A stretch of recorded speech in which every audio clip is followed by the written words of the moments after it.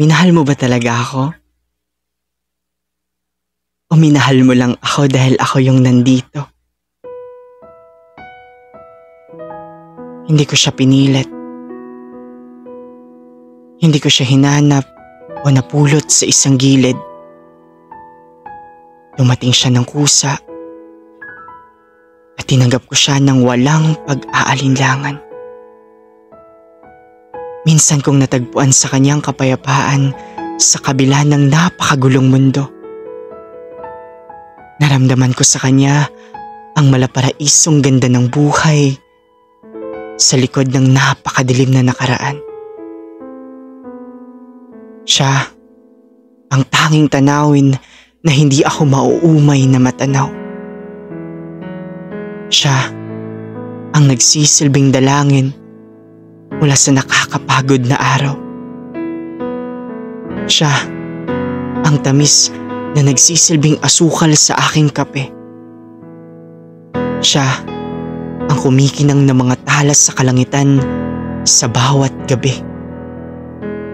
Siya at tanging siya lamang, sapagkat hindi mapapantayan ng kahit sino man ang aking pagmamahal sa kanya dahil siya ay pinipili ko araw-araw.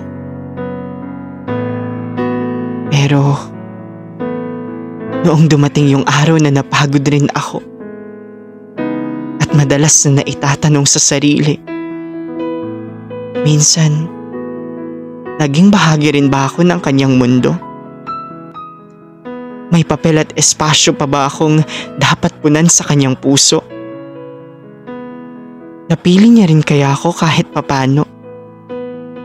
O baka nasabi niyang mahal niya ako dahil ako lang yung nandito?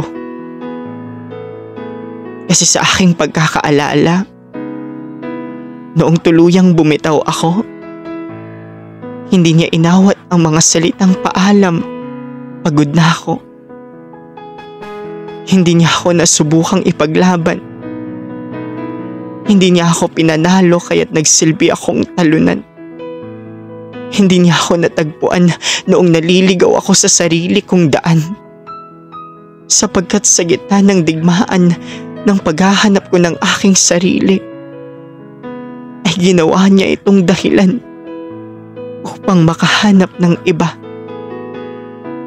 At yun, ang walang pag-aalinlangan niyang pinili at ipinakilala. Kaya siguro, sa susunod na magmamahal ako, sisiguraduhin kong sigurado ito.